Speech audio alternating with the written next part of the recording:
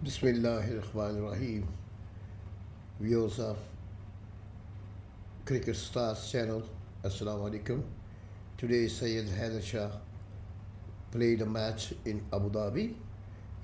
It was a match number 1018, and he went 2 down, and he played from the Volcano Cricket Academy Abu Dhabi, and he made mashallah 19 runs in 19 balls, 2 boundaries, all other single double.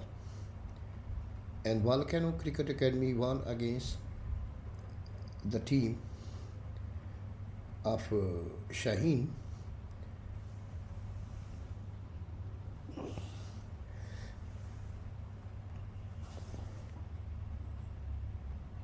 Look, viewers, look at this Abu Dhabi Cricket Council team, Volcano Cricket Academy, and ETIHAD SHAHEEN. ETIHAD SHAHEEN made 128, loss of 10 wickets, and Volcano, loss of 4 wickets, made 132 and won this match. Thank you very much. I'm uploading it for the remembrance of 1018 match number. Thank you very much. Bye-bye.